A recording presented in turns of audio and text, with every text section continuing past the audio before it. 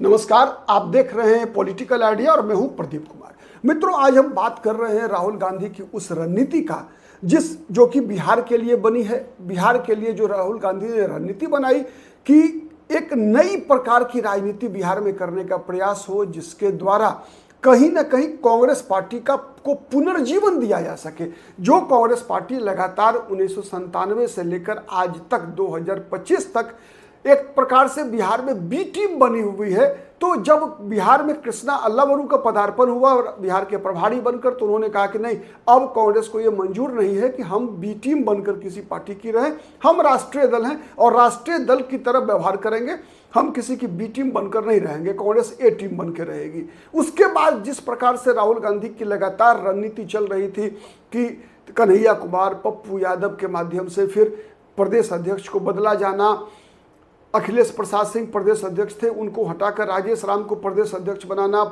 पिछले वर्ष जो विधानसभा में विधायक दल के नेता थे अजीत शर्मा, उनको हटाकर जिस प्रकार से शकील अहमद खान को नेता विधायक दल बनाया गया, उसके बाद से एक जो नैरेटिव तैयार किया जा रहा था बिहार चुनाव के लिए राहुल गांधी के द्वारा, दलित का विमर्श, अल्पसंख्यक का विमर्श, अति पिछड़ों से पार्टी को जोड़ने की रणनीति बन रही थी। उन सब रणनीति पर मुझे लगता है कि कांग्रेस पार्टी के बिहार में जो स्लीपर सेल है उसने अब पानी फेर दिया है। आप देखिए, आज जिस प्रकार से कन्हैया कुमार ने आत्मसमर्पण किया, कन्हैया कुमार के बिहार प्रवेश पर रोक लगा था लालू परिवार के द्वारा कि नहीं, बिहार में चुनाव नहीं लड़ने देंगे, बिहार में आने नहीं देंगे। वैसे ही जैसे नरेंद्र मोदी के बिहार में एंट्री पर नीतीश कुमार ने एक समय रोक लगाया हुआ था 2013 तक, जब वो बीजेपी के साथ थे सत्ता में। तब भी 2010 का विधानसभा चुनाव हो चाहे 2009 का लोकसभा चुनाव हो, नीतीश कुमार ने कहा था कि नहीं, हमारे पास एक मोदी है, मतलब सुशील मोदी है, नरेंद्र मोदी को बिहार में एंट्री नहीं मिलेगी। और फिर पलटी मार गए नीतीश कुमार। 2017 में आपको याद है लालू यादव के साथ 15 में चुनाव लड़े थे, छोड़कर चले गए बीजेपी के साथ, मोदी सरनम गच्छामी हो गए थे। तो अब कांग्रेस पार्टी की भी स्थिति वही दिख रही है लगभग, जो कांग्रेस पार्टी दहाड़ रही थी मतलब अपने मुद्दों के आधार पर बिहार में राजनीति करने का प्रयास एक बार नए सिरे से 97 के बाद कांग्रेस पार्टी ने शुरुआत किया। बहुत हिम्मत लगाई, ताकत लगाया। राहुल गांधी ने कहा कि भाई कांग्रेस के अंदर मतलब लंगड़ा घोड़ा, बारात का घोड़ा और रेस का घोड़ा, ठीक है। तो उन्होंने कहा कि भाई लंगड़े घोड़े को हम रेस का घोड़ा कैसे बना सकते हैं। तो कुछ सही है, अपना रेस के घोड़े को लेकर आए। कन्हैया कुमार से बेहतर कौन होता रेस का घोड़ा। पप्पू यादव ने साबित किया बिहार में अपनी उपयोगिता, ठीक है। राजेश राम एक नई राजनीति की पटकथा लिखने को तैयार थे राहुल गांधी के नेतृत्व में। जब राहुल गांधी ने दलितों के मुद्दे पर दलित संवाद, न्याय, दलित सम्मेलन, इस प्रकार के कार्यक्रमों का आयोजन करके भागीरथ मांझी को अपनी पार्टी में जोड़ रहे थे, अली अनवर पसमानदा मुस्लिम समाज के प्रतिनिधि को अपनी पार्टी में शामिल करा रहे थे, जनता दल यूनाइटेड को छोड़कर कई जनता दल यूनाइटेड के दलित, सुरेश पंकज जैसे नेता और मुस्लिम समाज के कई नेता जनता दल यूनाइटेड को छोड़कर कांग्रेस पार्टी में शामिल हो रहे थे। इन सब प्रयासों को, राहुल गांधी के प्रयास को कांग्रेस का जो बिहार में स्लीपर सेल है, उन स्लीपर सेल ने लगभग लगता है चकनाचूर कर दिया है, राहुल गांधी को बैकफुट पर भेज दिया है। यही हुआ था गुजरात में। देखिए आप, गुजरात में राहुल गांधी इतना दुखी हुए जो परिणाम आया उससे। अभी जो उपचुनाव हुआ है गुजरात में कि शक्ति सिंह गोहिल को एक इस्तीफा देना पड़ा। राहुल गांधी को जब उन्होंने कॉल किया तो राहुल गांधी ने बात भी नहीं किया शक्ति सिंह गोहिल से। बहुत जल्दी पंजाब में भी प्रदेश अध्यक्ष पर कार्रवाई होने वाली है, इसलिए कि जो लुधियाना वेस्ट सीट हारी है कांग्रेस पार्टी, उसके लिए दोषी अगर कोई है तो वहां के प्रदेश अध्यक्ष है। मतलब राहुल गांधी हर जगह कांग्रेस पार्टी के संगठन को चुस्त और दुरुस्त करना चाहते हैं। जितना ज्यादा राहुल गांधी प्रयास करते हैं, उतनी ही कांग्रेस पार्टी के अंदर जो आप कह सकते हैं जो लंगड़ा घोड़ा या बारात का घोड़ा, राहुल गांधी के शब्दों में मैं कह रहा हूं, तो ये सभी लोग राहुल गांधी के मिशन को फेल करने में, राहुल गांधी आप कह सकते हैं कि माने वन मैन शो कर रहे हैं। अगर बहुत कम लोग हैं जो कांग्रेस पार्टी में आज जो राहुल गांधी की योजना के अनुसार कांग्रेस के रथ को आगे खींचने में सक्षम है। अब क्या करें अकेले राहुल गांधी, सवाल ये उठ रहा है। अब बिहार में भी देख लीजिए जिस प्रकार का यू टर्न अब तक कांग्रेस पार्टी पूरा मूंछ पर ताव दे रही थी कि हम नई राजनीति लिखने का प्रयास कर रहे हैं, हम इतनी सीटों पे लड़ना चाहते।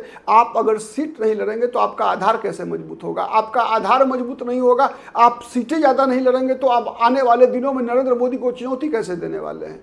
बात क्षेत्रीय दल की अगर है तो कोई भी क्षेत्रीय दल के लिए कोई दूसरी पॉलिटिकल पार्टी, चाहे बीजेपी क्यों ना हो, अछूत है क्या? नहीं है, कोई अछूत नहीं है। आप बिहार में बताइए कौन सी ऐसी पार्टी है कांग्रेस के अलावा, बड़ी पार्टियों में मैं कह रहा हूं, जो अछूत है बीजेपी, जिसके लिए बीजेपी अछूत है? नीतीश कुमार आप देख रहे हैं, चिराग पासवान देख लिया, उपेंद्र कुशवाहा देख लिया, जीतन राम मांझी देख लिया, मुकेश सहनी देख लिया, सीपीआई, सीपीएम, सीपीआईएमएल की अब ताकत नहीं बची है, ले देकर थोड़ा बहुत ताकत सीपीआईएमएल की बची है। रही बात राष्ट्रीय जनता दल की, तो राष्ट्रीय जनता दल का जिस प्रकार से मुसलमान समाज बिहार का बाइकआउट करने की स्थिति में है, लगातार मुस्लिम समाज के लिए तेजस्वी यादव अब तृतीय प्राथमिकता बन चुके हैं, सेकंड चॉइस भी नहीं, थर्ड चॉइस बन चुके हैं, जहां पर कि कोई विकल्प नहीं मिलेगा। मजबूरी होगी बीजेपी को हराने के लिए, केवल एकमात्र विकल्प होगी आरजेडी। वहीं पर आरजेडी को मुसलमानों का वोट मिलेगा, अन्यथा मुसलमानों का वोट नहीं मिलेगा।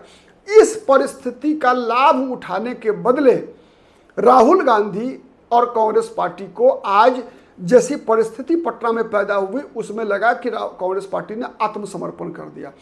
उसी कन्हैया कुमार से, जिस कन्हैया कुमार के नाम पर राहुल गांधी और राहुल गांधी छोड़ दीजिए, राहुल गांधी तो एक अपनी केवल अपने स्तर से काफी प्रयास कर रहे थे, लेकिन कांग्रेस पार्टी के जो सेकंड लाइन लीडर्स हैं, वो लोग जिस प्रकार की बयानबाजी मूंछ पर ताव दे रहे थे कि हम ऐसा कर देंगे वैसा कर देंगे, उसी कन्हैया कुमार से आज कहवाया गया कि तेजस्वी यादव हमारे मुख्यमंत्री पद के उम्मीदवार हैं। अब इससे शर्मनाक स्थिति क्या हो सकती है?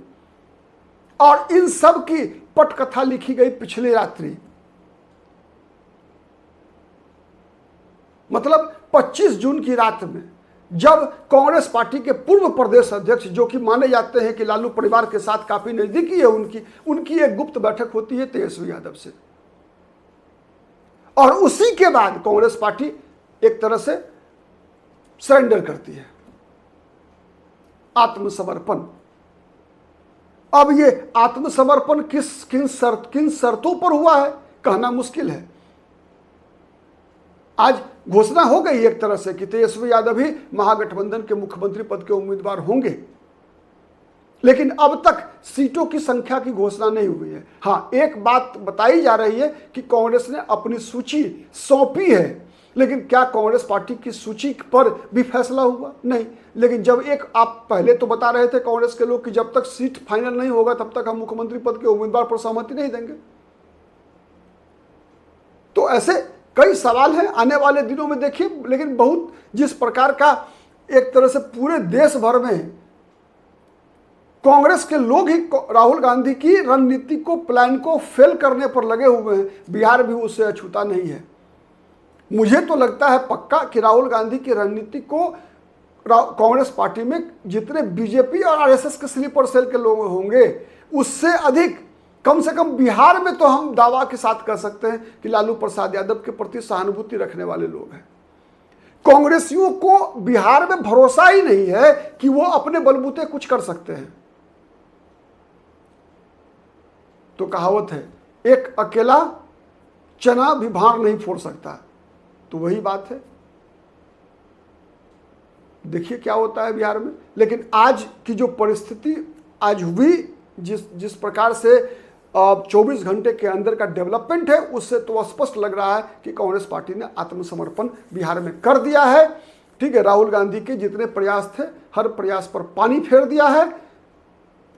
अब वैसे अभी जल्दबाजी है, अभी 3 महीना समय है, कुछ भी हो सकता है। बिहार की राजनीति में कई बार ऐसा उठापटक कई बार हुआ है। आगे देखिए क्या होता है। आज के लिए इतना ही। बहुत बहुत धन्यवाद। नमस्कार। जय हिंद, जय भारत।